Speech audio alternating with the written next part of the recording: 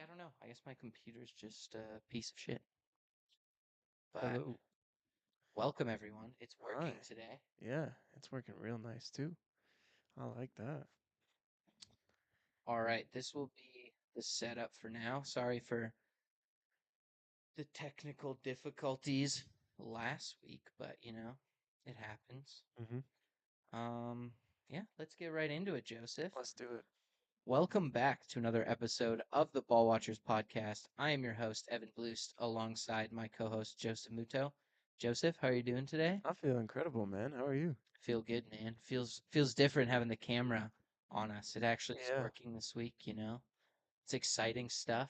it is. We'll actually get our first YouTube video out there. I think the last one is literally just freeze frames.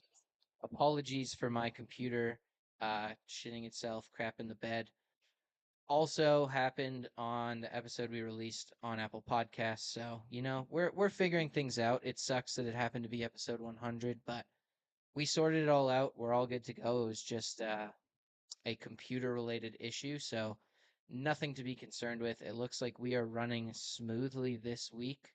Hopefully that keeps up. And yeah, we'll get it sorted out going forward. But week one, Joseph, What a just week. happened, just finished last night, and Wow. there were some bangers in there. Too I many. mean, the Sunday night football was a great game. Monday night football ended up being hmm a absolutely fantastic game. So really, what more could you ask for from week one of the NFL season, Joseph? Absolute cinema. I loved every game. I tried to watch as many as I could, and if not, then I watched some film to like get ready for this episode. So I feel pretty good. I There you like what I go. saw in film. I didn't like some things, so I'm ready to give my entire insight on every All game. right, I like it. We've got the experts. We've got it going. Let's get right into it here. We're gonna kick it off with Thursday night football here. The Philadelphia Eagles managed to win that game over the Cowboys. There was a slight rain delay going on there, but they came out, finished that fourth quarter an hour and a half later. It looked like it kind of slowed both teams down near the end of that game, but Philly comes out with a victory. Only 4 points. I think we thought it would be Yeah. more, but they start 1-0, and that's really all you can ask for. Yeah, first NFL game in history with two rain delays, if you're including Jalen Carter. True. Nice joke in there for you, but cheesy dad joke. But I mean, it was a great game. I thought the Eagles did exactly what the Eagles did last season, which was run the football extensively, not just with Saquon Barkley, but also with Jalen Hurts, utilizing his legs. It just makes him such a dangerous quarterback. You'd love to see more from AJ Brown. He was a big storyline as to why he didn't really get going just because of that run game and how lethal it is, but I'm not too concerned about it. He wasn't asked in those big time situations to do a whole lot, and what was working for that offense was running the football. So you love to see it from them. Jalen Carter, it was a stupid decision, and because of that, I thought the Cowboys really ran the football really nicely in those A and B gaps. Specifically, Javonte Williams had a huge game, which me and Evan both thought he was completely washed, but he really showed up and showed out with those two touchdowns that he had. And I thought it was also a pretty good game by Dak Prescott. He didn't put up the tremendous stats, but what he was given working with, I thought he put the ball on a rope. He put it in tight coverage, and his wide receivers just didn't catch it. And that was the biggest storyline of the game for me was CeeDee Lamb and those three crucial drops that he had. That last one at the end of the game on fourth down, he should come up with it. It's still a tough catch regardless, but those first two previous, there's literally no Yeah. excuse. So it was tough. I like what the Cowboys did a lot in this game. They shut down the passing attack of the Philadelphia Eagles despite them really running the football well and they didn't need to pass. But offensively, they ran the football against a really tough defense. That gives me a little bit of hope for the Cowboys. Dak still showed out. He still showed why he's top 12 quarterback in the entire NFL. So maybe I was a little harsh on the Cowboys because of that run game, but that run game has improved and I'd like to see what they do with more equal competition down the stretch.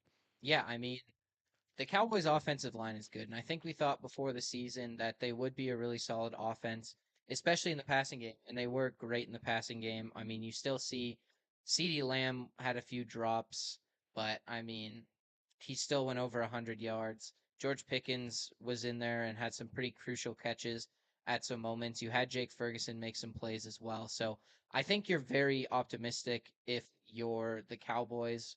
The run game really did get going. And for me, I think the biggest thing was just I think that rain delay really killed the Eagles. I think the Yes. Eagles would have ran away with this game. I mean, they got that fumble recovery right before the rain delay, and then you lose all of your momentum going into the tunnel, waiting around for an hour, having to warm up again. Like, you don't have any of the momentum, any of that juice from getting that fumble. And I thought that really put the brakes on the game. The Eagles, I don't even think get any points out of that turnover. And it just, that's kind of, I think based on that rain delay, like I think the Eagles really were looking good and they were really hitting their stride right at that moment. I think they'd scored a touchdown on the drive before. The Cowboys were driving down the field, and then Jihad Campbell, the rookie, makes a huge play with that fumble. But you have to wait around and you don't get it. And I think that's what happened with CD too. I think the big story is him dropping those passes, and I think that a lot of that was just you get cold, you're not warm when you get back on the field, you're not necessarily in game mode anymore after waiting around. So I think that part of it was that I'm not really worried about CD. I think he'll put up big numbers. I loved what I saw from the Cowboys. Their defense still I'm still up in the air on. I really think that the Eagles were able to do what they wanted, especially running the football down the stretch. And the pass game, I thought Jalen Hurts was really good. I mean, he didn't really have anything deep down the field, but I think Philly's philosophy in this game was not really pushing the ball, just get those dink and dunk yards, run the football. And they were able to do that. And it was really like that's just what you expect to see from the Eagles in this game. And I think that going forward, you need to see the Eagles pass game get more involved and like you need to see some of those big plays because the Eagles, like we've said in the offseason, like I've said in the offseason, is you need that offense, especially the passing offense, in tip top shape going into the postseason. And we saw them really struggle with that passing offense in the clutch, especially in that Rams game that they almost lost. And I think that if you truly want to be that dominant next level team, you need that passing offense to be better. And you can only target AJ Brown once in this game. You've got to figure out a way for him to get the ball because not only is he just a great wide receiver overall, he's someone who is fantastic with the ball in his hands. You need to keep putting the ball in his hands and keep just like get the ball to your playmakers. Saquon is by far not the only playmaker on this team. Devonta Smith and AJ Brown are guys who can do a lot with the ball in their hands. So I think going forward, you just want to see those guys get more involved, let Philly's pass game really work itself out over the season because you know they're going to be a dangerous team. And I think that going into the playoffs, you want to be at 100% across everything. I think the other thing that worries me is that Eagles offensive line. I thought that they looked a little weak at times in this game. So that's something I want to keep an eye on as well. Yeah, hopefully Leonard Nickerson isn't out for too long because that's a Mm-hmm. big part of their offensive line, and they really struggled after he got out. But yeah, this is also a game where you can't take too much into consideration because both of these offenses looked incredible, and then it's a rain delay, and then both of them looked terrible. Yeah, So you exactly. have to take it with a grain of salt for this game, but it was a great week one to open it up. Yeah, and I mean Jalen Carter, smarten up. Yeah, dude. You're an idiot. Mm-hmm. And I mean, it looks questionable. I guess Dak like spat on the ground in front of you, but like, Don't don't be take an everything idiot. personal. Exactly. I don't like. I think he was kind of laughing at you, but I think he was also laughing at you because you got so pissed about him spitting. So Yeah. I don't know. Just like smarten up. You're possibly the best player on that defense. The Eagles don't want you sitting on the sideline the whole game because of something you did before the first snap of actual football was played. So don't be an idiot next week. And yeah, I don't know. The Eagles should be fine. Mm-hmm. All right. Next up here, the Chiefs and the Chargers played a special Friday night game in Brazil. The Chargers come out on top. Justin Herbert silences Joseph, maybe once and for all, with a dominant performance against the Kansas City Chiefs. The Chiefs couldn't really get in gear in this game, especially offensively, and the Chargers really looked great down the stretch in the second half and were able to close this game out. Yeah, let's start with the Chargers here. I really like what I saw from Justin Herbert. He continues to be, a great regular season quarterback, and that's not a diss or a slight. It's just he's put up phenomenal numbers his entire career, and so it looks a lot different, this Chargers team. I was scared because I wanted to see Lad McConkey as the number two wide receiver and how these secondary wide receivers would shake out in this offense, and they looked absolutely incredible. Lad McConkey was the true primary number one guy in those clutch situations. You had Quentin Johnston working the outside of the field really flawlessly in this game. He's more so of a deep ball option, and he's proving to people why he was a first round pick. Now it's only one game, and things are viable to change, but this was a really great start from him. And then I just love Keenan Allen over the middle of the field, being like a tight end in some ways, being a safety blanket over the middle of the field for Justin Herbert. He just methodically worked the middle of the field with two great slot wide receivers in Allen and McConkey, and an outside guy in Johnston who's really stepped up ahead of Trey Palmer specifically in this game. So the running game was extremely questionable. O'Marion Hampton really had some shaky rookie woes. They barely used Najee Harris, but Justin Herbert used his legs and was the best running back on this team as well with that clutch play at the end of the game to seal it and not give Mahomes the ball with 2 minutes left to go in the game. So I just loved what I saw from Herbert. This was a clinic by him. He put on a passing clinic. He worked the middle of the field, which is really good to see because that can be an extension of your run game to a certain extent. You're not getting out of bounds. You're bleeding clock. They had a lead for the majority of this game, and they just really dwindled it down based off Justin Herbert converting on third down, working the middle of the field, and being an elite quarterback that he is. Yeah, they looked amazing. I mean, Lad McConkey was almost an afterthought in this game. I think that you saw Justin Herbert go back to his old flame, you could say, in Keenan Allen, and Keenan Allen put up some really good numbers in this game, but it was just the fact that Herbert actually had options to go to, it felt like, in this game. Quentin Johnson has never had issues getting open. He's just had issues holding onto the ball, and it finally seems like he's done something to fix that, and he looked great in this game. I mean, he caught a ton of balls, 2 touchdowns, and was a huge reason for this offense looking as good as it did and Herbert looking as good as it did tonight.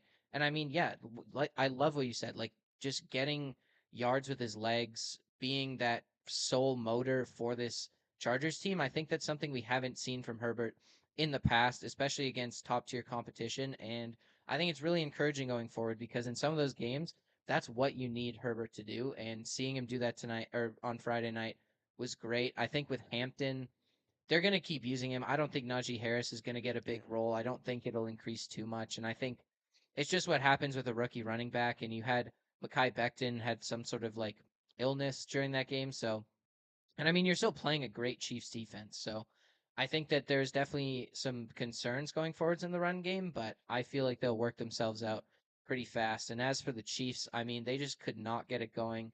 The loss of Rashid Rice really reared its ugly head in this game. I thought there wasn't really anyone else who got open. You had Xavier Worthy knocked out in the first couple minutes of the game, just absolute friendly fire by Travis Kelsey. I mean, that was rough to watch, but it was also just kind of funny because it's like one of those like pick play concepts where they just completely ran into each other. And Travis Kelsey didn't move an inch, and Xavier Worthy like got completely laid out. But I mean, yeah, you just couldn't see them getting rhythm. Like Mahomes was still doing Mahomes stuff. You had that insane shovel pass. He wasn't really a guy who was getting sacked. He was still running around and being like the engine for that team, but there was just nothing downfield. I mean, Thornton, number 80, just couldn't catch a ball, couldn't quite get open on a lot of these. And I thought Dante Jackson actually played fantastic in this game at corner for the Chargers and made some plays. But when Marquise Brown is really your only receiving threat, there's not really a lot going on downfield. And I think that they also couldn't get the run game going. So their offense just kept stalling. Mahomes couldn't get him out of it. And I mean, they made some like the defense for the Chargers made some really clutch plays at the end, but I think overall, like this is kind of what I expected from the Chiefs. So it's nice to see if I feel vindicated a little bit, Joseph. Yeah, you know what? I'm gonna give you a little bit more credit here because I thought the Joe Tooney getting rid of him was a lot less of a feat than Evan did, and I was wrong because this game, his presence not being there, I think really affected it. Kareem Hunt was a non-factor. Isaiah Pacheco barely got the ball, and this is what the Chiefs did all of last year. Everyone was so up in arms that they won so many games because they looked bad, but they were able to bleed the clock out. But the LA Chargers did an incredible job of shutting down the run because these running backs had nowhere to go. Trey Smith looked a little rusty. Creed Humphrey was that only guy. Josh Simmons had a brutal rookie start. He looked exactly like Jawan Taylor did, and those are not two good Jawan tackles. Taylor looked brutal Yeah, too, he man. looked terrible. So Holy. it's just rough because you have an identity set up by Andy Reid where it's like, okay, our team has completely shifted since Tyreek Hill's been out. We're going to run the football play action off of it and it's going to be fine. But as soon as you don't start running the football effectively, you start getting into old habits. I thought Mahomes really looked more so deep down the field in this game than he did all of last year, and just the touch was off. He was putting the ball way too far ahead of his wide receivers for them to go up and make a play. He continually hit the deep shot. It only worked once on that crazy fourth down play where he hit Hollywood Brown over the middle of the field towards the end of the game. Throw on the run that was beautiful, but Mahomes was just looking to throw on the run, be the hero, and he absolutely can do it. He's made a career of this, but this is not the identity of the Chiefs anymore. This is the identity of running the football, play actioning off of it, and working the middle of the field. When you have Worthy, Rashee Rice out, your only option over the middle of the field is Kelsey. And outside of that touchdown, he was a non factor in this game. So it's tough. Like you're trying to run the football, but with Joe Tooney gone, you can't run effectively as you did last year through towards the A and B gaps. And because of that, your passing attack is really going to suffer. And you are not the 2018 to 2020 Chiefs anymore. You cannot work the ball deep down the field. This is not how this team is set up to be built. They have to get that run game right, and they have to do it fast in order for them to be successful. Yeah, totally. I think that we're gonna have to see some changes from this Chiefs team because they definitely tried to go deep a lot more in the game with the football, but there's just nothing down the field. I think Hollywood Brown, the issue is he needs to be that underneath receiver, but he's also a great deep threat, and you just can't have him doing both at the same time. So either you're gonna have to rely a lot more on Travis Kelsey and maybe some of these other guys underneath and allow Hollywood Brown to go deep if you want that to work, but they're going to have to make some changes going into week 2 because their defense looked okay, but their offense looked pretty terrible. And I really don't think that, like, they're not going to be able to get that much better. They're just going to have to change what they do, and hopefully it works better until Rashee Rice comes back because that, I think, will be the biggest change that they can make at this point.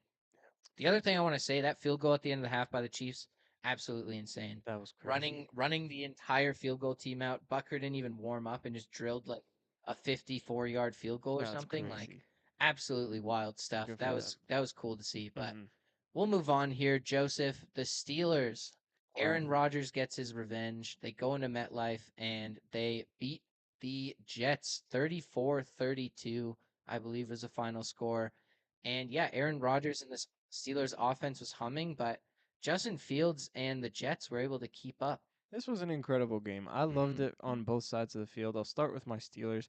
Aaron Rodgers is back. I think he's not back completely because he had a lot to prove in this game, and we'll see how he goes down the stretch. But he just showed me flashes where I've never seen this in New York. In New York, he was more so of a pocket passer, getting rid of the football quickly, but with Pittsburgh, it was a lot of throwing on the run and design naked bootlegs by Arthur Smith, where he feels comfortable with Aaron Rodgers throwing on the run, specifically in the red zone. Like 3 out of those 4 touchdowns that he throws, obviously one is like a check pass to Johnny Smith. Doesn't really count in my book because it should be a running touchdown. But, anyways, that's a discussion for a different debate. But he just looked incredible on those throws on the run to Skaronski, Jalen Warren, and that one to Calvin Austin. His last touchdown was incredible. So he worked the ball methodically down the field. This running attack really didn't get going. I thought they relied on Jalen Warren a little bit more so in the passing game, but he was also their leading rusher. So he has to be one of the other. To me, I don't think he can do both. So maybe using Caleb Johnson more. He only had 1 rush in this game, so I'd like to see them utilize him more,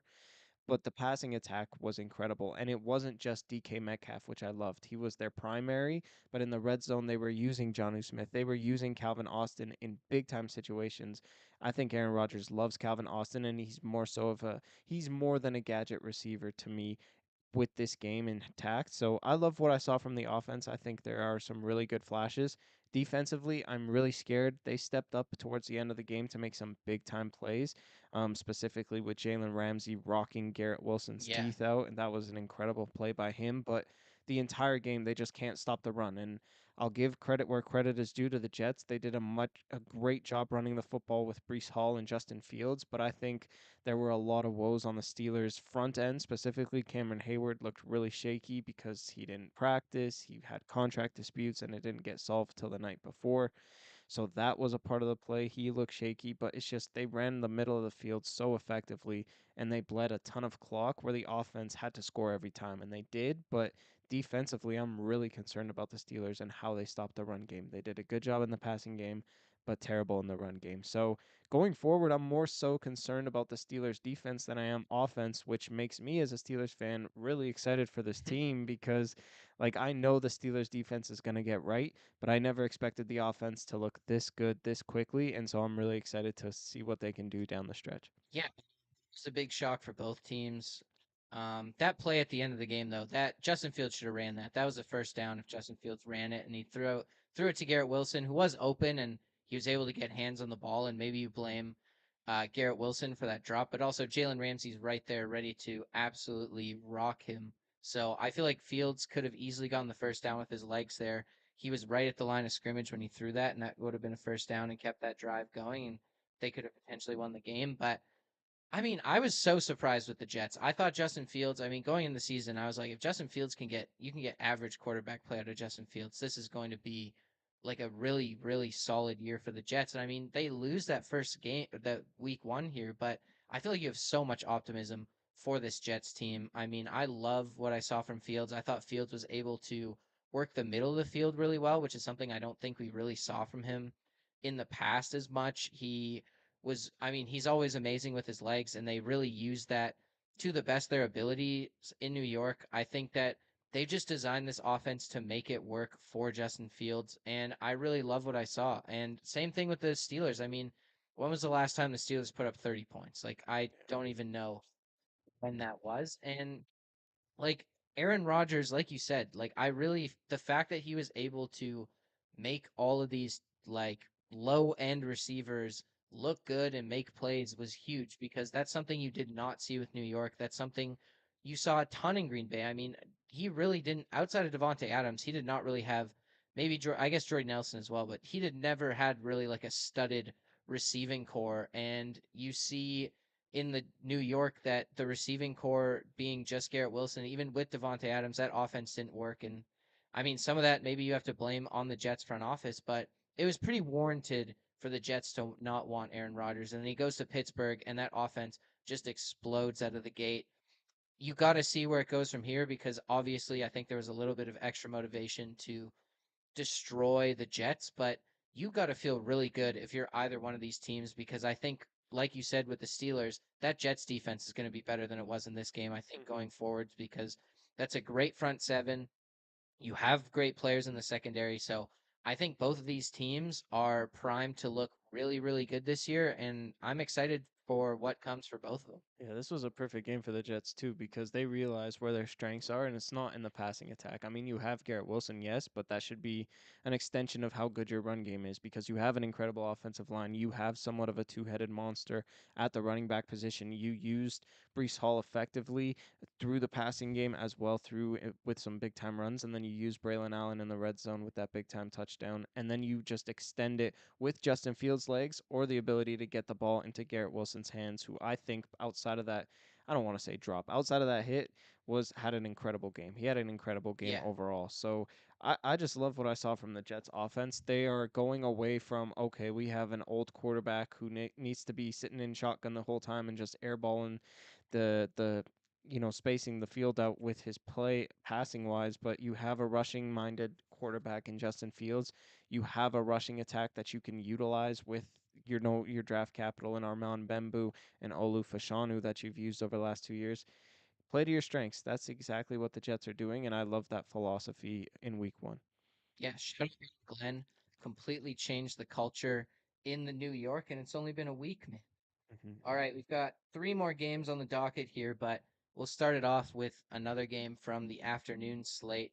The Packers, they invite the Lions into their home turf in Lambeau, and they absolutely rock them. This was the complete opposite of the last few times we've seen the Lions play the Packers, and I feel like you got to be feeling great if you're a Packers fan right now.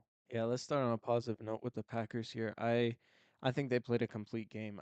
I'm back to saying this year that Jordan loves him, and he Yeah. had a very great game. He utilized his entire receiving core. I think his first 10 complete or his first 8 completions were to 8 different receivers or Hmm. something crazy like that. But his third down conversion rate was incredible. He extended drives with big time throws. He used everyone. Romeo Dobbs had a much bigger impact on this game than I think a lot of people anticipated. He got Jane Reed involved with that foot injury that he's nursing. He looked really good, and Matthew Golden got into plays when they needed him the most. So I love what they did offensively. He's utilizing all his wide receivers. That narrative, they need an alpha, he put that to bed because he can use anyone at any given time and he can put the ball on the money. His accuracy really improved in this game to me.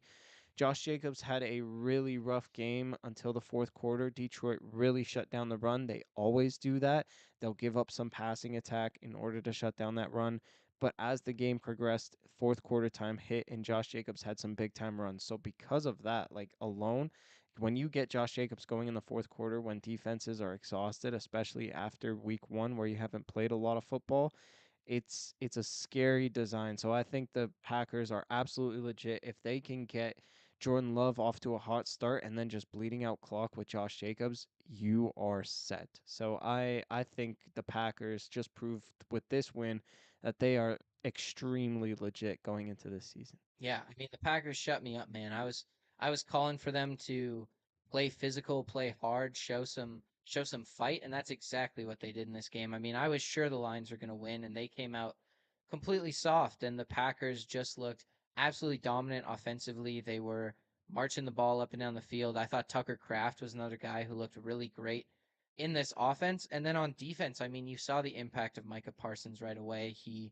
had a sack in this game, 3 pressures, like it just makes your whole defensive line that much better. I think that they didn't really feel the loss of Kenny Clark too much up the middle. You have Devontae Wyatt there who can be that kind of nose tackle guy for you. I think that Rashawn Gary and Micah Parsons on opposite sides makes it really tough for opposing offensive lines to know what to do because you have to double team one of those guys, and they're both guys who can go out there and put pressure on the quarterback. So I love what I saw from the defense. I think the secondary also played really well. And I mean, Jared Goff was under pressure the whole game. So you really got to credit the Packers defense there. And I'm really concerned about the Lions. This game exposed a lot of things that are wrong with them. I mean, that offensive line does not look like it has the last couple seasons. And I think that's where it starts because they just couldn't run the football. Jared Goff is a guy who needs time. He needs a clean pocket. He's not a guy who can really operate in these more muddy pockets and things like that. So that really concerns me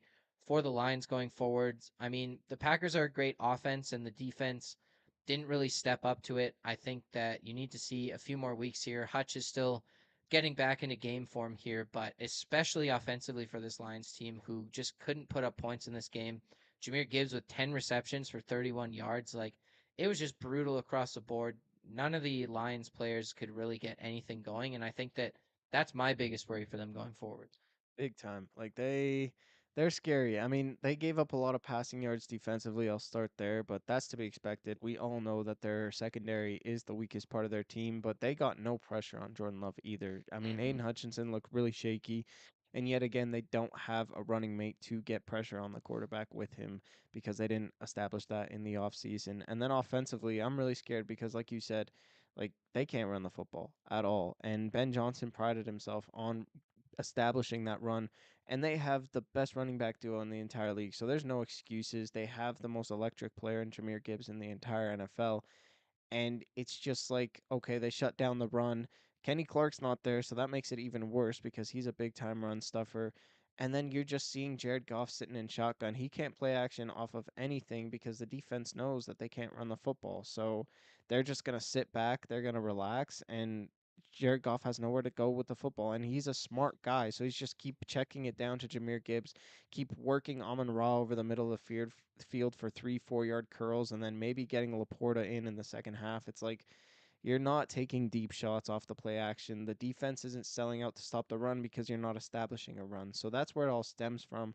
I think it's just tough. You got to run the football, and the fact that you didn't do it against the Packers is extremely concerning to me because yes, they bring in Micah Parsons, but the middle of that defense with their inside linebackers and their defensive tackles are a little bit more questionable now with that Micah Parsons trade and getting rid of Kenny Clark and their inside linebackers being so suspect from last year. So I don't know. I'm not really. I don't think it's time to panic for the Lions. But come next week, if they can't run the football again, it's time to set the alarm and hit the red button because it is panic time if they can't get that run game going. Yeah, they do not have a forgiving early season schedule, and I think just in general this year, just because of how good they've done in the past, they've drawn some very tough opponents. So they're gonna have to figure out fast if they want to make the playoffs here. They're still in a tough division, and I mean, yeah, I don't know what like I feel very concerned about the Lions. This is a team that I definitely feel like should be close to sounding some alarms here, and they might I don't know if they make some changes or they just ride it out this season, but I'm concerned.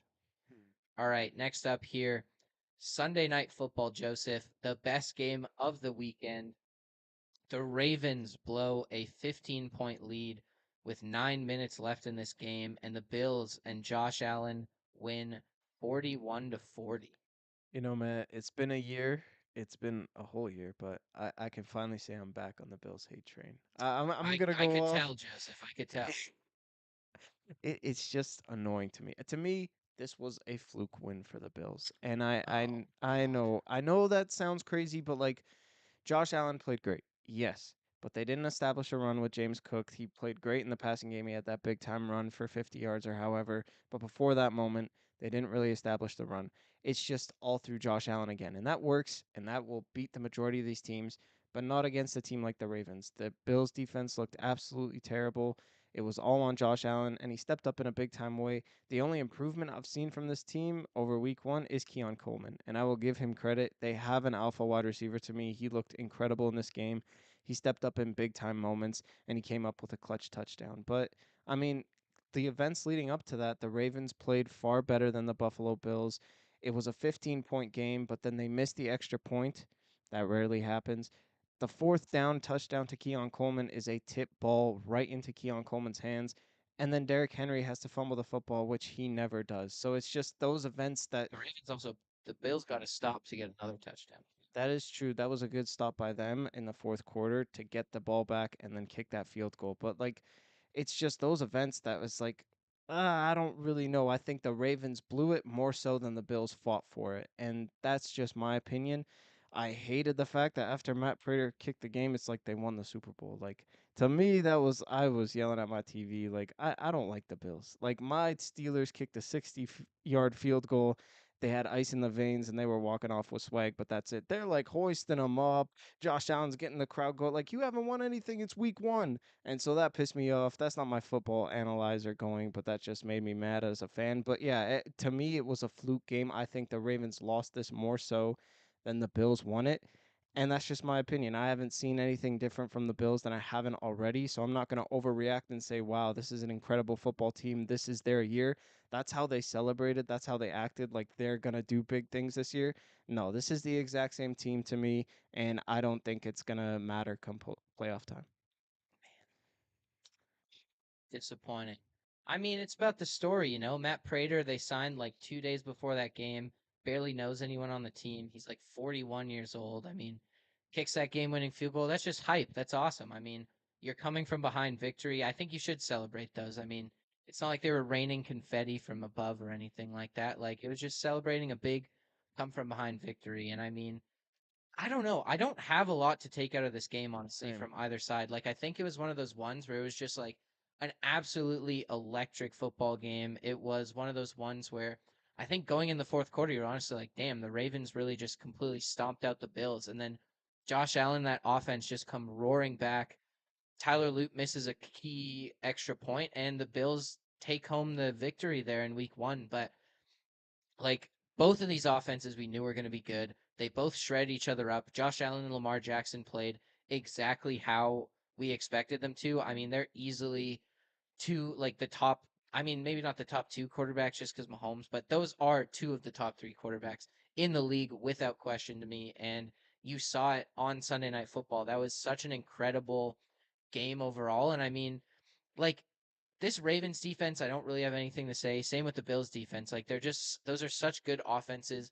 It's week one. Those quarterbacks are absolutely surgical, and that's exactly what happened in this game. So I don't necessarily have a lot of takeaways. I love that Josh Allen is just still going out there and doing exactly what he does. I liked that one thing I will say is I liked that he didn't use his legs as much in this game. I think that's something that you want to see from this Bills team because they kind of just go to Josh Allen's legs in these key situations a lot of the time, and we've seen it fail a few times because teams know it's coming because it happens every single time. And I think that being able to make some more plays in the pass game, I mean, James Cook had a clutch run or catch at the end of that game too, so I think it was a catch. But either way, it was just a great performance from both offenses. These defenses, I mean, just sometimes the offense is better than you, and that's just what it was tonight. I don't know.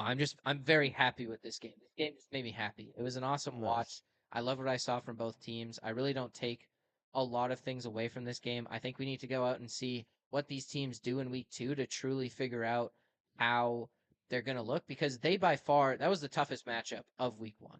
Oh yeah. Maybe the Lions Packers as well, but for those two teams, they're both Super Bowl like hopefuls here and it's going to come down to later in the season. The big thing is it's huge for the tiebreaker. I mean, the Buffalo Bills have the tiebreaker over the Ravens now, which could be very crucial later in the season. But really, I'm just happy that we got a fantastic football game to end Sunday. Yeah, you said it perfectly because this is what we expected from both teams. They didn't wow us with something different, but with the Ravens, it's like we've seen this so many times where you play incredible football. How the hell do you lose this game? And that's where Yeah. I'm coming from. Like there was no excuse of the fact that these events happen simultaneously for the Bills to have an opportunity to come back.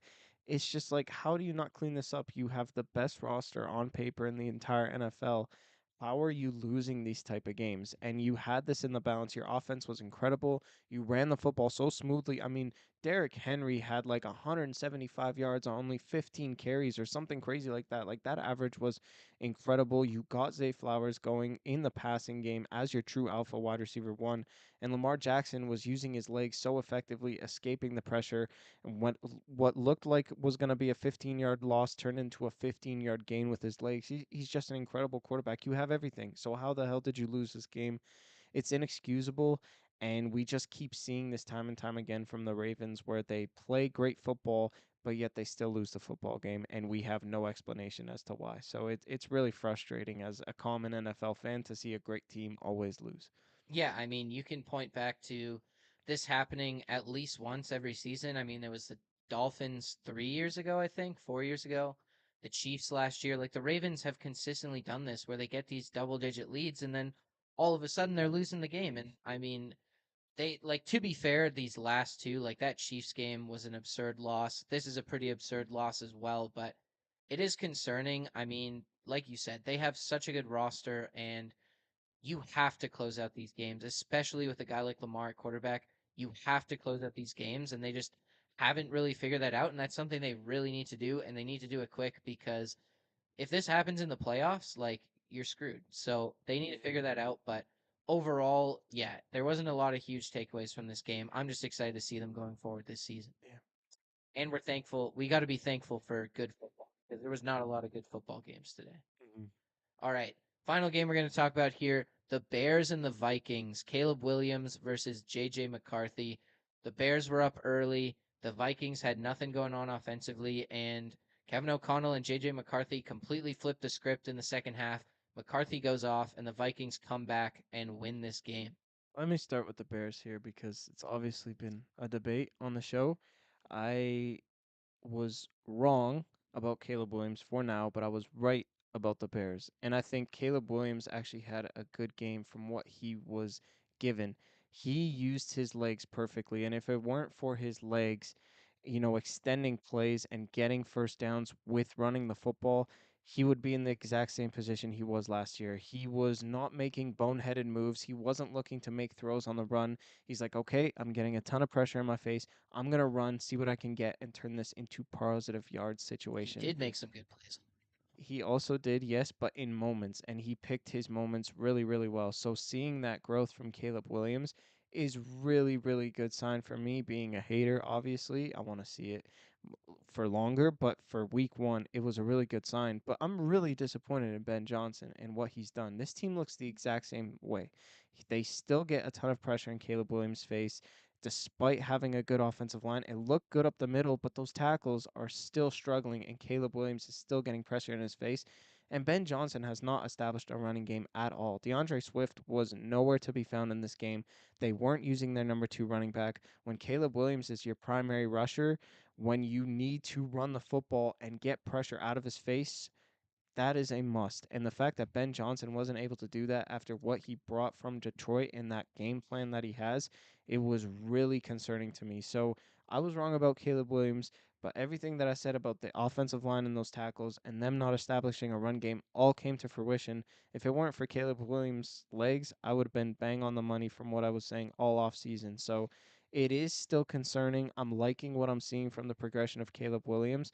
That defense obviously looked good and towards the end, and we've always known that that defense is going to be good. But for the Bears, it's like I'm seeing the same patterns over and over and over again. So outside of Caleb Williams using his rushing ability, no Bear offensively had a good game, especially Ben Johnson, and that's cause for concern for me. Yeah, I mean, it's tough because it's week one. Because like on the one hand, you are going up against the Vikings defense, and I think that that is a really tough matchup. Number one, like Brian Flores is just a great defensive coordinator, and I think that the Vikings got a ton of pressure last year, and you saw that again tonight. And I think that it was in some ways a tale of two halves, but I thought the Bears just couldn't sustain anything. There were times where they just were humming, and excuse me, you had that run game going. Swift had some great runs.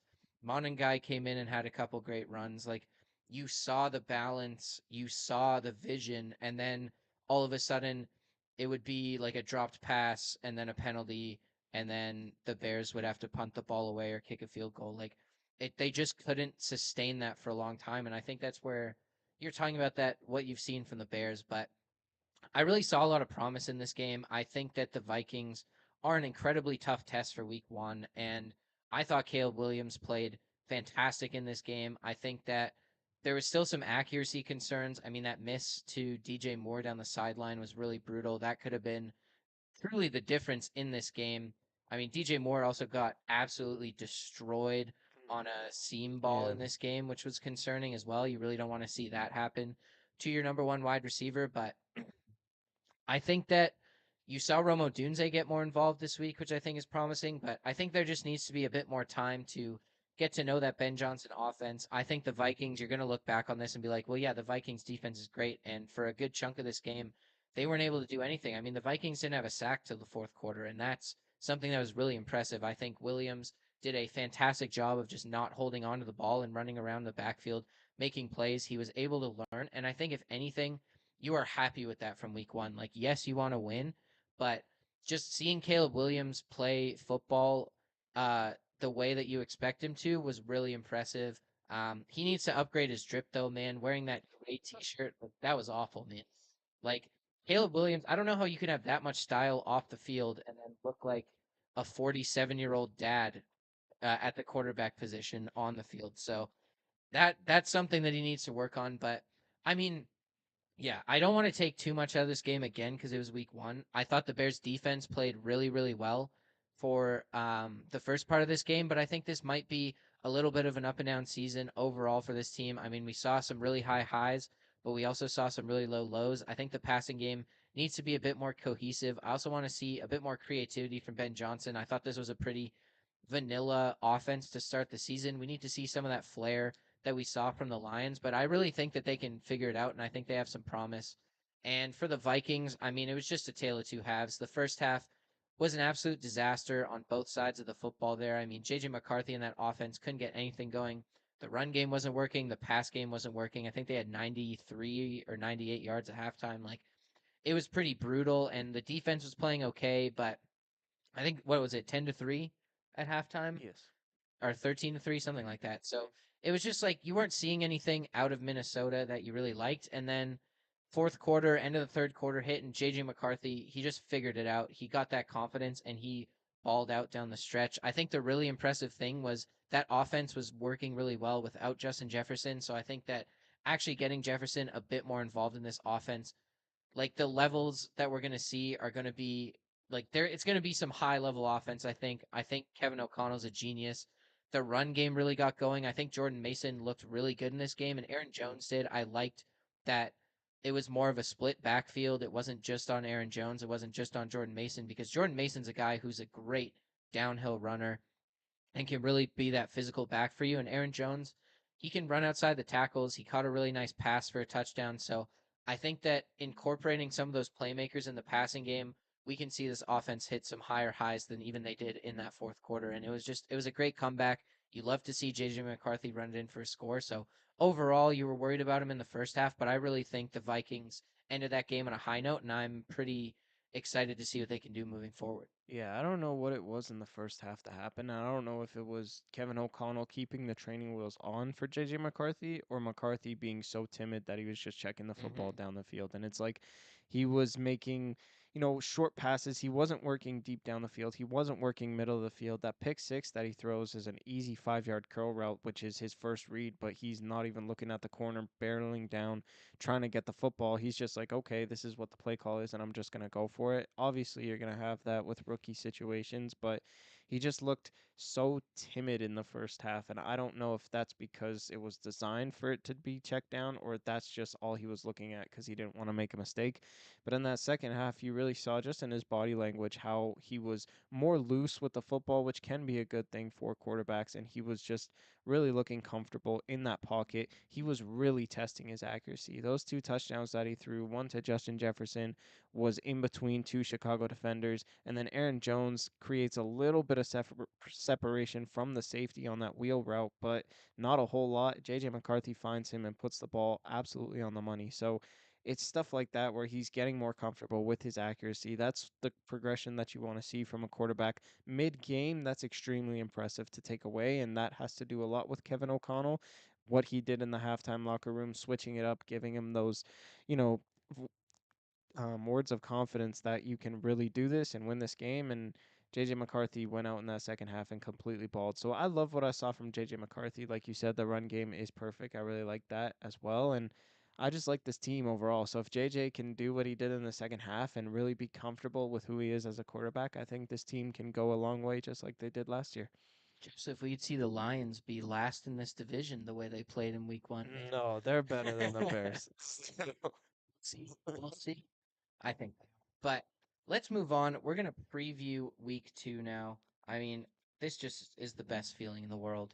We have 18 straight weeks of regular season football here, Joseph, and we're going to start it off with Commanders Packers. Thursday night football actually has good games this year. I was looking through the schedule a while ago, Wow. and it's like there's not, you don't have like Saints Panthers or something. Like there's actually some good games here. So Thursday night football, Commanders Packers. Who do you got, Joseph? I got the Packers pretty easily. I thought Jane Daniels was looking kind of cocky in that win against the Giants. Your worst night. Yeah, I know. Being cocky is not good for me, but I don't know. Jaden Daniels looked good. He didn't look great. I want to see him against stiffer competition. Obviously, the Giants are a good team, but you want to see it happen overall. You want to see them put it together with the chemistry of the Giants. So I want to see him against stiffer competition, and this is exactly that. I think the Packers have guys who they can throw the football and just blanket the field with passes against this secondary specifically that Washington has. They don't just have a superstar wide receiver like the Giants did last week. They have so many ways that they can go in. You don't know where Matt LaFleur is going to go with the football. And can this defense shut down Josh Jacobs? I think that the Lions are a much better run stuffing team than the Commanders are. And I think Josh Jacobs is going to have a field day on the ground after Jordan Love starts to get hot in that first half. So Jane Daniels can try. I think he'll keep up to a certain extent. But after he keeps up over 2, 3 quarters of football, it'll be Josh Jacobs' time, and he will not have the ability to get the football in those clutch situations because the clock will be bled out. So I'm taking the Packers pretty comfortably. They're the more complete team, and they should win this game at home. Yeah, I've got the Packers in this one as well. I mean, I just didn't see anything special from the Commanders. And I mean, some of what made the Commanders so special last year was their ability to rise up to better competition and play them really well. And I think that this is going to be a huge test because if they can keep up with the Packers, maybe win this game, or it comes down to, I mean, I don't know, a field goal or something at the end, I'm going to think about this team a whole lot differently. But yeah, nothing I saw from them in that week one matchup with the Giants really instills any confidence. I think their defense is pretty mediocre. I think that Russell Wilson played pretty horribly in that game and allowed the Commanders defense to look a lot better than it was. I think that the Giants offensive line looked a little shaky without Andrew Thomas and allowed the Commanders to look better than they were. So let's see what they can do against a really solid Packers offense here. And then let's see what the Commanders do against Micah Parsons and that Packers defense, because I think Micah Parsons is the kind of guy who plays really well against Jane Daniels. And I mean, Brian Burns had a great game, I thought, against Jane Daniels, and Parsons is a similar player where he has the speed and the length to keep up with Daniels a bit better than a lot of other defensive ends. So Jane Daniels is going to have to do a lot of the heavy lifting offensively, and I think that outside of Terry McLaurin, there really wasn't a lot going on in that pass game, and they could barely get the ball to Terry McLaurin. So we need to see like some juice from this passing offense, because the Giants really stumbled in week 1 and the Commanders took advantage of that, but the Packers look like a significantly better team than the Commanders, and I think that they're going to prove that on Thursday Night Football. Hmm. All right, next up, Joseph, we get a fun matchup Wow. week 2. The Seahawks versus the Steelers. Joseph, who do you got? I got the Steelers. I don't know how I feel about it, but this is gonna be a close game. I'm just taking this off that DK is gonna have a revenge game. That's primarily the reason why I'm picking them. I think Aaron Rodgers and DK Metcalf are going to have that really good connection. I don't think the Steelers will be able to run the football, especially with Jalen Warren, even though he had a great game against them 2 years ago towards the end of the season there. I don't think the running game is established enough. But this offensive line is going to give Aaron Rodgers time to throw the football to DK Metcalf and those other guys. So I really trust Aaron Rodgers now after what I saw from last week. And then defensively, I think that it's going to be tough. Kenneth Walker didn't look incredibly impressive against the 49ers. Charbonnet outperformed him, in my opinion, but it's tough because you're asking Charbonnet to be the clear number one with a lot less touches than a number one should be. So I think the Steelers are going to get right. They're going to stop the run game again, and they're going to completely blanket any wide receiver because that secondary is so good, and they're going to get pressure in Sam Darnold's face, specifically up the middle with Cam Hayward and Keanu Benton. That's the key to beat the Seahawks, and I think they'll get it done.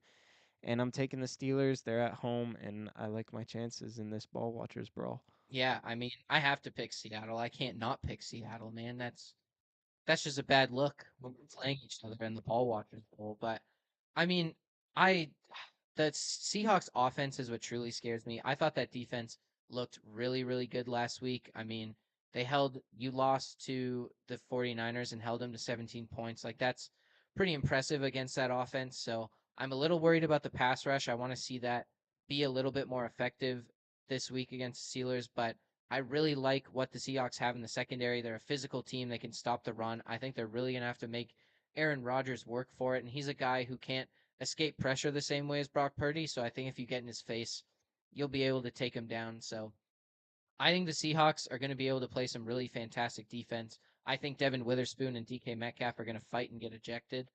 Um, Probably not, but it could happen. Um, but we just need to see a bit better execution by the Seahawks. I thought defensively, Tariq Woolen had some really boneheaded plays in that game. I mean, the touchdown at the end was brutal, but overall they played really well. So just a bit better execution, and then offensively, you need someone to emerge outside of JSN because he could not do it all by himself. I think there's still issues with that offensive line. I think Sam Darnold didn't look comfortable at all, and yeah, I really want to see a bit more of that Clint Kubiak with the Saints kind of plays where you're going deep down the field to a guy like Torrey Horton, getting like JSN involved in the middle of the field, because we didn't see really any of that in week 1. But I think Seattle is going to be able to shut down the Steelers offensively. And if they can get that offense to look a little bit more cohesive week 2, they're going to be able to get a victory here. So go Hawks, man. The Let's Ball see. Watchers Bowl. We'll see what Oh yeah. happens. All right. Next up here, we've got the Broncos versus the Colts, Joseph. The Colts with an impressive 33 nothing victory in week Oh, one. Or no, 33 to 7 victory in week 1. you better believe it was impressive. Though I was doing a dance party in my room. Hell yeah. I'm taking the Colts in this game. I think they're riding the momentum. I didn't really like what I saw from the Broncos, specifically offensively. I thought Bo Nix was way too careless with the football with those 2 interceptions and that fumble that he did not recover. And defensively, the Broncos are good, but I think they're in a good spot. But that's against the Titans, and I think this Colts offense extremely improved. And yes, it's the Miami Dolphins, and yes, they're one of the worst teams in the NFL. But Mike McDaniels is still a good coach. Tua is still a great quarterback, and you have a great offense in Miami that was completely shut down by that incredible defense for the Indianapolis Colts. And then Mac Jones just looked incredible with his legs. He was accurate with the football. He was using Michael Pittman as a number one wide receiver. They got Jonathan Taylor in clutch running situations. He didn't have a great game, but still he came up with a couple of clutch runs in They that need to game. use him on the goal line. Yeah, definitely. And I don't know. I think Tyler Warren is an unstoppable force, and he proved that last week against Miami. So it's a completely different football team that the Colts are going up against, but I think that they can ride the momentum. And I love what I saw from them defensively, and I think they can force a lot of turnovers out of Bo Nix. Just like I mean, if the Titans are forcing a lot of turnovers for Bo Nix, then I think the Colts can do that plus. So yeah. Yeah, I've got the Broncos in this one. I still think I need to see the Colts. This is a very different defense. I think that we need to see what Daniel Jones does under a bit more pressure. I mean, the Broncos are going to be able to get after him, I think. And I also think that, I mean, you're going to have these receivers locked up. Like Michael Pittman is not going to have as easy as a game Mm, against a guy like Pat yeah. Sertan. And then can AD Mitchell, can Michael Pierce, can Josh Downs, who like barely played in that game against the Dolphins. So is he even part of the like rotation anymore? Can Tyler Warren get open against a much, much better defense? You have Dre Greenlaw or Jade Barron on Tyler Warren. How is he going to fare against much stiffer competition? I think that this is a real challenge for the Colts offense, and I don't think they're quite up to the task. I mean, Jones played a great game in week one, but I mean, the larger sample size is Daniel Jones not playing great games. So I want to see what he does against a much better defense. And I think that the Broncos offense is going to look a lot better. I think that the Titans are, I mean, they were a good defense last year and they gave him some trouble. It's also week one. I think that you saw that connection with Cortland Sutton. I think that's going to be huge in this game. Who's really going to be the guy that can shut down Cortland Sutton? I think he's going to be able to go get some deep balls. You have Charvarius Ward on him, which I think will be a fun matchup, but you need to get some of those secondary guys involved. We need to see like Marvin Mims get more involved. Evan Ingram, if he plays, needs a bit to get a bit more involved. And we need to see that offensive line and run game be a bit better because they didn't really give Knicks any help in this game. And I think that you're getting flashbacks to last season where they weren't able to score for points of the year, even though Knicks was solid overall. So I think we need to see a bit more production out of the offense, but I expect it because you've got Sean Payton, a head coach, and this defense is just going to give the Colts fits, I think, and the Broncos are going to be able to win this game. Yeah. Will you be on the Colts hype train if they win this game? Yeah. I mean, Okay. I was excited by that Colts team. I liked what I Yeah. saw. I'm on the Broncos hype train too much, man. Okay. I can't stop after 1 week. I mean, I don't know. I don't think they played terrible in that game, but it was definitely closer than it should have been. So Broncos, they'll get it done this week, and we'll be riding their train into week 3 here. But next up, we've got the Eagles and the Chiefs, a rematch of the Super Bowl last year. Yeah, it's easily the Eagles. I mean, they're going to get so much pressure on Mahomes because that offensive line got worse and that Eagles defensive line remains the same. They get Jahad Campbell into this defense now who can completely blanket Travis Kelce. I thought Campbell in the passing game and blanketing those tight ends was incredible. He broke up a ton of passes that went Jake Ferguson's way, and I just love him as a pass blocking or a pass coverage linebacker. So he's great. And I just think there's going to be a lot of pressure up the middle. I mean, Jalen Carter didn't get an extra suspension for spitting on Dak Prescott. So he's going to be up the middle. He's going to take advantage of that susceptible interior offensive line now that Joe Tooney's gone. And Mahomes is just going to get pressure in his face. I feel like the Chargers last week didn't get a ton of pressure in his face. He was more comfortable throwing on the run. Not this time. If it's a repeat of the Super Bowl last year, he's going to get a ton of pressure in his face. And it's not going to matter what the Eagles do offensively because they're just going to run the football. No one can stop that rushing attack. Jalen Hurts will use his legs effectively. They'll just keep on keeping on with this system. And the Chiefs are going to get a ton of pressure Mahomes' way, and he's going to fold. Yeah, I've got the Eagles too. I think the biggest thing is if Quinion Mitchell locks up Hollywood Brown, where's Mahomes going with the football? And there's Mm-hmm. not really an answer to that question. And I agree. I think the Eagles know how to get after Mahomes after that Super Bowl win, and they're going to do it again in this game. They're going to be just pinning their ears back and going after Mahomes and saying, make a play because they believe that they can cover downfield. I think they'll bring a lot of pressure too because they know that their guys are going to be able to hold up on the back end. I think that the Eagles pass rush is something, especially on the edges, is something we need to see, but getting Jalen or see a bit more production out of. I didn't think they were great against the Cowboys, but like Jalen Carter being back in the middle of that defense changes everything, I think. I thought Jordan Davis also looked great against the Cowboys, and so having those two guys in the middle is going to cause a ton of problems. You're going to have to double team one of them, and that leaves edge rushers wide open on the outside.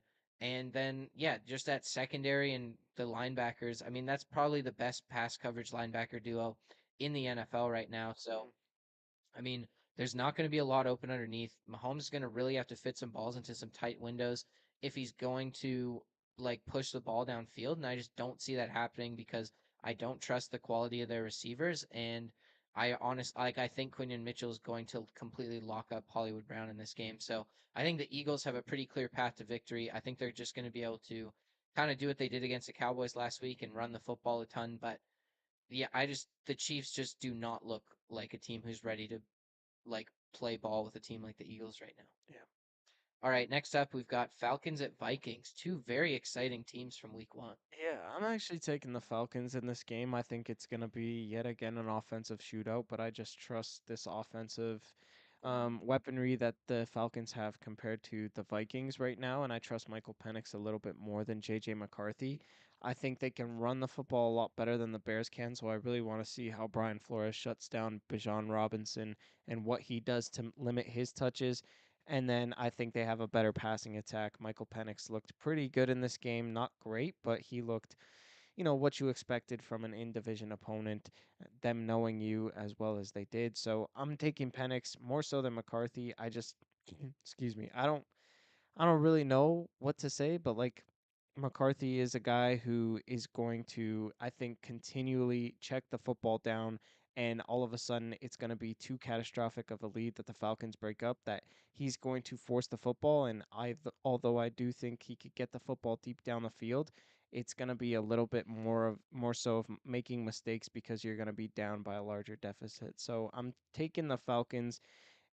It's going to be a great Sunday night football game, but I trust that offensive line more compared to the Bears. I think Michael Penix is going to have a lot more time to get the ball to his receivers, and I just trust the offense a little bit more. This is a new offense with a new quarterback in Minnesota that I want to see the training wheels come off even more, and I don't know if they will. Yeah, I've got the Vikings in this one. I think that the Falcons went up. I think the Buccaneers are exactly the same team as last year, and their defense sucked last year, and their defense kind of sucked in this game. And I think that it that this Vikings defense is just a lot better than the Buccaneers defense that the Falcons faced last weekend. I think they're going to put a lot more pressure on Michael Penix, not only in the pass rush, but just in the secondary. There's going to be some tight window throws, and we're going to have to really see Michael Penix work for it this week. So I've got the Vikings. Just I think their defense is better, and I think JJ McCarthy is going to make this Falcons defense pay for it. I think that I mean, honestly, they looked really solid against this Buccaneers team for a good chunk of the game, but I just don't think that AJ Terrell can hang with Justin Jefferson. I think he's going to be huge in this game. They don't really have linebackers who I'm worried about. I think Hawkinson's going to have a chance to be huge in this game, and I think that they're going to be able to run the football. That Vikings offensive line is great. They're hoping Christian Darrisaw's back this week, so I really just think the Vikings are just better than the Falcons on both sides of the football. I think maybe McCarthy's a little bit worse than Penix at this point in their careers. But I mean, McCarthy got a huge confidence boost from that win against the Bears last week, and I think that that's just going to carry on into week 2, and that the rest of that Vikings team is going to step up and really make this an easy win for the Vikings here. All right, next up we've got the Buccaneers and the Texans. Man, two of my pet teams. I don't know who to I pick, know. but I'm taking the Buccaneers in this game. I hated what I saw from the Texans against the Rams. They look so shaky. They look slow offensively. They didn't look good at all. Their defense stepped up. They only held the Rams to 14 points, but it was all for naught because CJ Stroud was just he had nowhere to go with the football. There was pressure in his face the entire game. It's like the run game wasn't established at all. Nick Chubb didn't look that good in this game. It's like what are you supposed to do if you're CJ Stroud? You're going up against the Buccaneers defense, who A has Todd Bowles, who I respect as a defensive coordinator, to bring the blitz because he knows this offensive line is susceptible. And because it's susceptible, no one's going to be open in time for CJ Stroud to get rid of the football. And their interior defensive line, Kalaja Kansi and Vita Vea, going up against that terrible offensive line interiorly for the Texans is it's a worst nightmare for CJ Stroud. So the Buccaneers have a good enough offense to find a way to get points against the Houston Texans defense and D'Amico Ryans, but this offense for the Texans, I mean, I don't know who they are going to beat and have a great offensive game against the defense, because if they don't do it against the Buccaneers, who have one of the worst defenses in the league, they'll never do it. So the Rams defense I respect, but if they can't do it against the Bucks, it is time to set the alarms. But I'm taking the Buccaneers because I believe in their offense, and I believe they can get pressure in Stroud's face that will impede him from getting the ball to his wide receivers.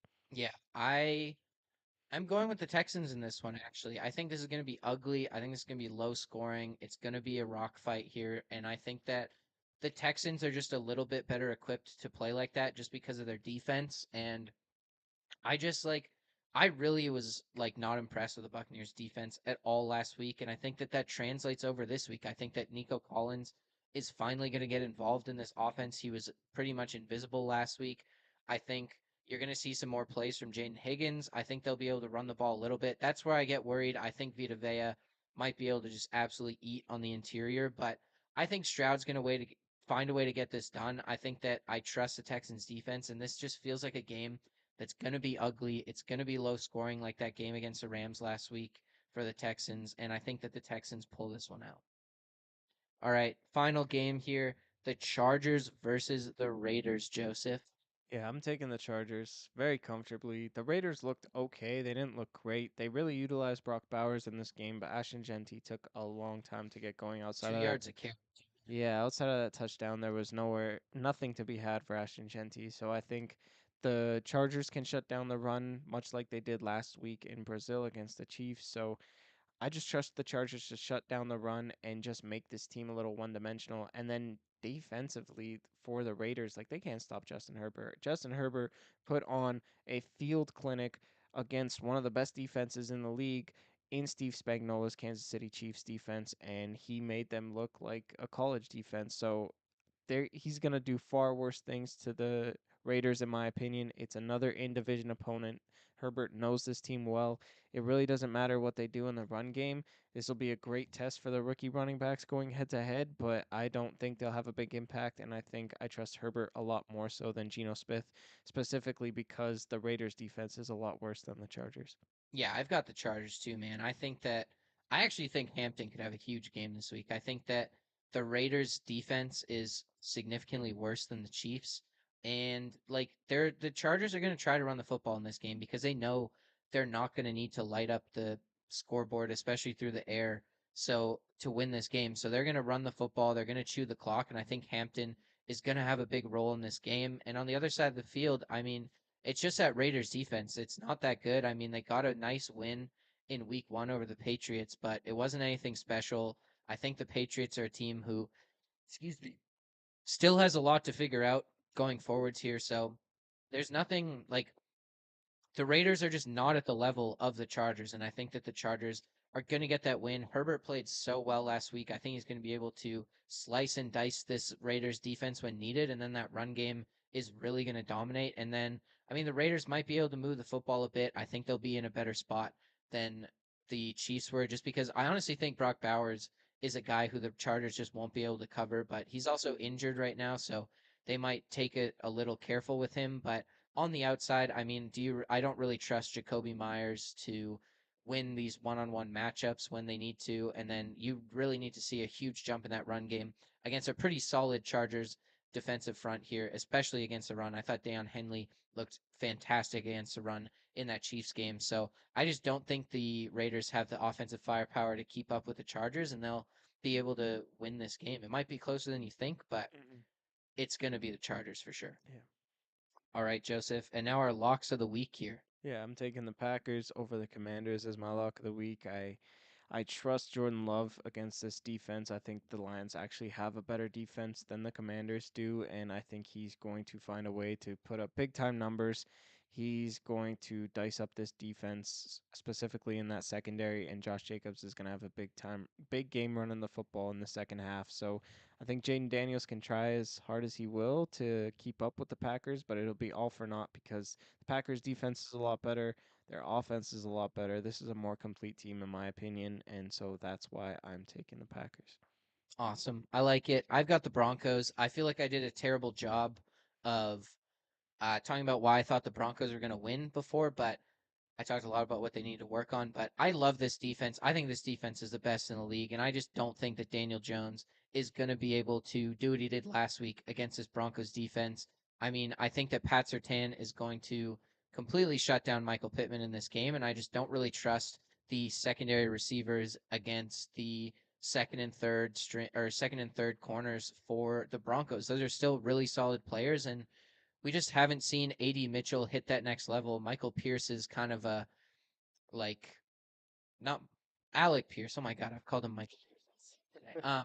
Alec Pierce is more of like a deep threat kind of guy. He's not really a fleshed out like all around wide receiver, and Josh Downs is just invisible. So, and I think the Broncos are going to be able to stop this run game a lot more. His Broncos offensive line is nasty and physical. They'll get that run game going this week. Bo Nix is going to be able to make that connection with Evan or with Cortland Sutton, and I think you get Evan Ingram a bit more involved. You get Marvin Mims involved down the field because I think that the key to this Colts team is trying to take the top off and make them play back and then run the football. And I think that the Broncos are going to be able to do that, and then they'll stifle Daniel Jones defensively and they'll get the victory. All right, Joseph, we're bringing it back. We didn't do it last week because it was week one, but we've got our top five best balls here, Joseph. Yeah, I'm excited. Week one.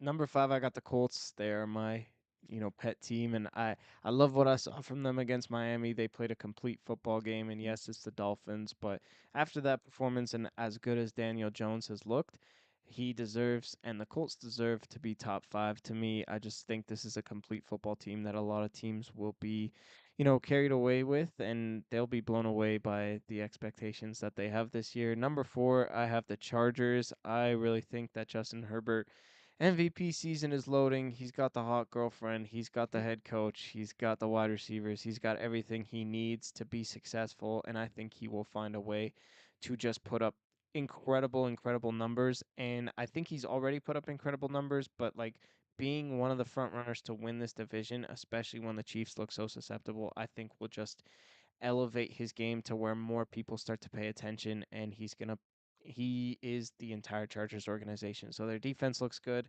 They still need to get their run game right. That's why I have them at only four, but I think this is one of the most complete teams in football because of Herbert. Number three, I have the Ravens. I don't care that they lost. I just like they had the best game like of all the teams in my opinion. They were great running the football, great passing the football, great defensively in moments. It's just they lost the game based off fluke, in my opinion, and they hurt themselves. And I don't think that that has anything to do with talent. It just has a matter of willingness and stick to itiveness that this team has never had ever since Lamar Jackson's been there. So they're three just based off talent alone, but they have to have big strides in order to win more football games come January and even February potentially. Number two, I have the Philadelphia Eagles. I think this is a complete team defensively. The fact that the Cowboys ran the football down their throat doesn't mean much to me because Jalen Carter wasn't there. Once Jalen Carter is there and they can't stop the run, that will be more impressive to me and something to keep my eye on. But for now, I'm going to put that in the back seat. The only blemish with this team is that the passing game wasn't good. They didn't use A.J. Brown effectively in this game. That's why they're only number two, but they can run the football extremely well with that offensive line and with Saquon Barkley and Jalen Hurts. And the number one, I have the Green Bay Packers. They can pass the ball at elite level, run the ball at elite level, and play defense at an elite level. They get pass rush. They can stop the run, which they proved against one of the best rushing attacks from last year in the Lions. They have a great secondary headed by Xavier McKinney. This is just a complete team in football, and because their passing game is better than the Eagles, in my opinion, that's why this team is number one. I like it, Joseph. For me, I've got the Chargers at number five as well. I mean, like you said, Justin Herbert is just looking insane so far. That defense is still really, really solid. They were great against a pretty solid offense in the Chiefs last week. And then I think that offensive line is still great. I mean, losing Rashawn Slater's a huge blow, but I really think Mekhi Becton, oh my God, is going to be a huge factor this year. I think him suffering from that illness really slowed him down, but he is just an absolute road grader. I think that offensive line is going to be great, especially in the run game. And then Justin Herbert's just looking like an absolute madman. If he can stay healthy, he's going to be great this year. He can do it with his legs. He can make any throw on the field. He's got a rocket of an arm, and you finally feel confident in those pass catchers around him. So I'm really confident what I see from the Chargers, and I love what they did week one. Number four, I've got the Ravens. They did lose, but like you said, Joseph, they're a team that's great on paper. They have stars at every position that they need to. And I mean, they're just you have Lamar Jackson, who's going to be an MVP candidate every single season. He looks great. The offense overall probably looked better than we've seen it in a long time. That passing game was working, the run game was working, and you're not going to be playing the Bills every week. So I still love this Ravens team. I think they're going to be great. They're going to be a team that has a chance to go really deep in the playoffs. Bills, I have at number three. Unlike Joseph, I really think that that win against the Ravens means something. And I mean, I don't think it means as much for those teams as a whole. We knew they were going to be good, but that still shows that this Bills team is a top five team in the league. They put up 40 points against what should be a great defense this year. And Josh Allen just looks like an MVP candidate again this year. So I love what I've seen from the Bills, especially offensively. I think their defense will be better too when you're not going up against Lamar Jackson. So I'm very high on them. And they beat the Ravens, so I got to put them above the Ravens. Number two, I've got the Packers. I loved what I saw from this team week one. They've got the weapons offensively. I think Matthew Golden's going to be a huge part of this offense and is going to solidify himself as that number one receiver. Jaden Reed, I really like as a number two in the slot. I think it's just going to be more effective where Jaden Reed is your number two receiver and Matthew Golden's your number one. Bit more defined roles, a bit more schematically favorable. And then defensively, Micah Parsons is a beast. This Packers defense really blew me away in week one. They're physical, they're mean, and I think once that run game gets going, this team's just going to be complete and it's going to be hard to beat them. Number one, though, I still have the Eagles. I really think we'd be talking about the Eagles a lot differently if it wasn't for that rain delay. I think that really stole their momentum and just they came out of the locker room after that and just didn't look right. Neither did the Cowboys, to be fair. So I'm really not taking a lot of stock out of that week one. I want to see that passing game get better, but their run game is still elite. Their defense is still elite. And I really think that they're easily the team to beat because they're physical. They do it in the trenches and they can make plays whenever you need them to. So I've still got them at number one. I like it, man. All right. Yeah. Well, this was a successful stream. Thank you for listening, everybody. Whether you were watching on YouTube, you're watching later, or you're listening to the podcast, we will be back next week. If you are listening, make sure you follow us on YouTube at Ball Watchers. Make sure everyone follows us on Instagram and TikTok at Ball Watchers Pod. We're still going to be posting clips there, polls, things like that. And you can always DM us to ask us questions, leave comments on the YouTube. If you want to ask questions as well, we'll try to answer them if you send them in. So thank you so much for listening, and we will be back next Tuesday with another episode. We will be recording Tuesdays from now on, so keep an eye out for that Tuesday evenings. But we will talk to you next week. Stay up, Ball Watch.